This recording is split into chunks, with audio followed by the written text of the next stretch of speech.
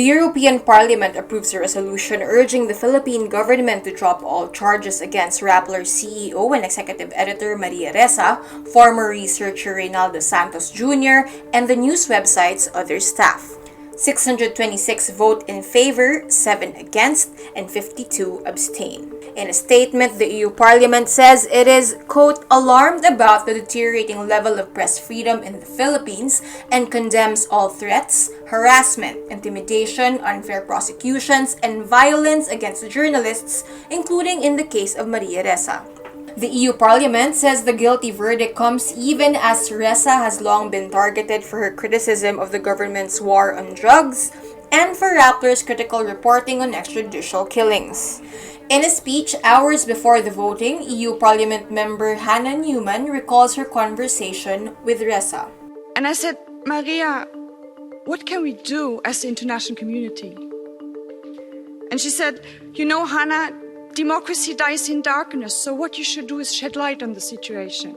During the deliberations, Newman highlights the need to withdraw the European Union's financial assistance to the Duterte government following human rights abuses. The resolution also calls on the government to renew the franchise of the Philippines' largest broadcaster, ABS-CBN, which shut down in May. The European Parliament also calls on the Duterte administration to guarantee the physical and psychological integrity of all human rights defenders and journalists. They also call for the immediate release of Senator Laila de Lima from jail and the dismissal of the politically motivated cases against her. The European lawmakers also recommend to revoke the Philippines' Generalized Scheme of Preference Plus or GSP Plus status, which provides tariff perks for Filipino goods. In a resolution, the European Parliament says this recommendation comes given the seriousness of the human rights violations in the Philippines. We call on the Commission to start the procedure to revoke these privileges immediately. And to be frank, by immediately, we mean by Monday. Meantime, Malacanang goes on the defensive. Presidential spokesperson Harry Roque dares the European Union to go ahead and revoke the GSP Plus status. Tama na yung mga diskusyon na yan. Gawin nilang gusto nilang gawin. Sa mga panahon nito, if they want to implement it, go ahead. I'm sorry I'm being very undiplomatic in my answer, pero what else can I say? At the time of pandemic, they're threatening us. Sos Mariosep, what else do we lose? The GSP Plus scheme provides duty-free entry for 6,200 products from the Philippines, including fruits, animals and vegetable fat, textile, footwear, vehicle parts, and metals. The Department of Health says it needs 12.9 billion pesos to purchase coronavirus vaccines for about 20 million poorest Filipinos. This is part of a total of a proposed 203.74 billion pesos in 2021. Meanwhile, President Rodrigo Duterte extends the declaration of a state of calamity throughout the country due to the pandemic until September 12, 2021. Duterte signed Proclamation 1021 on Wednesday, September 16, after the National Disaster Risk Reduction and Management Council recommended an extension of the state of calamity he declared in March 16.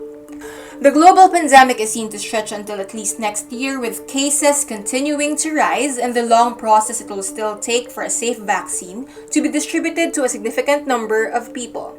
As of Friday, September 18, the DOH lists 3,257 new cases, bringing the total number of confirmed cases to 279,526. In other news, U.S. biotech firm Moderna is the first to publish the complete blueprints of its study on a COVID-19 vaccine. Another American pharmaceutical, Pfizer, carrying out Phase 3 trials of the vaccine, followed shortly. There is now added pressure for other vaccine manufacturers to do the same. Phase 3 is the final stage before approval. The vaccine race has become deeply politicized in the U.S. in the run-up to the presidential election in November, as President Donald Trump promised a vaccine to be delivered in the coming month. Meanwhile, a study by veterinary science experts in Canada show cat and dog owners suffering from COVID-19 can pass their illness to their pets. While there is growing evidence that cats, dogs, and even tigers may catch it, there is little sign that pets play a major role in spreading the virus. Actors Vilma Santos and Piolo Pascual will join a conversation on film, tyranny, and resistance to be held ahead of the 48th anniversary of the declaration of martial law in the Philippines. The discussion is organized by Filipino actors group Actor and artists group Dakila.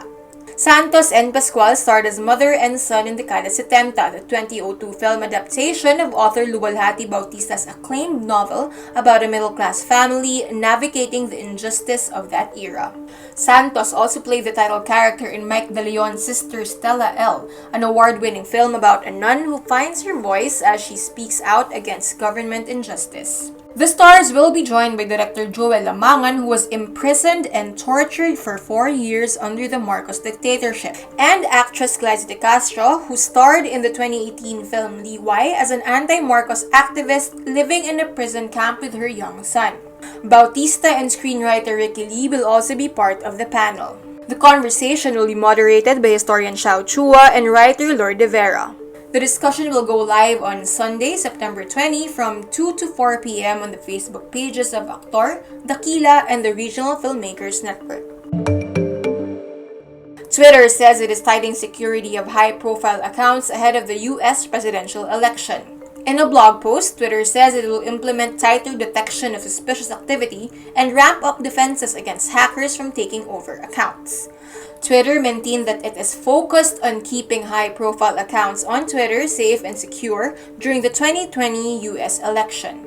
Accounts targeted for heightened security include federal and state politicians, political parties, candidates, presidential campaigns, and journalists who cover them. Meanwhile, Facebook says it is cracking down on private groups where hate or misinformation is shared among members. In a blog post, Facebook Vice President of Engineering Tom Allison says people turn to Facebook groups to connect with others who share their interests. But even if they decide to make a group private, they have to play by the same rules as everyone else. Facebook uses artificial intelligence to automatically scan posts, even in private groups, taking down pages that repeatedly break its rules or that are set up in violation of the social network standards. Allison says more than 1 million groups have been taken down in the past year for violating hate policies. A post claiming COVID-19 swab tests can damage the blood-brain barrier is false. In a post by Facebook user Kate Lim on September 14, she makes this claim. She adds, "That's why testing hurts so much." She also links to articles that say COVID-19 is not real, which is a claim Rappler debunked in the past. It is impossible to reach the blood-brain barrier through a nasal swab. The blood-brain barrier is composed of cells that form the walls of blood vessels in the brain. On the other hand, nasal swabs are inserted through the nose and reach the nasopharynx, the upper part of the throat behind the nose. The nasopharynx is not part of the blood-brain barrier. Morgan Katz, an assistant professor of medicine at Johns Hopkins University, says it is impossible for the swab to penetrate the blood-brain barrier, as the swab would have to go through layers of muscle and fascia as well as the base of the skull in order to get anywhere near the blood-brain barrier.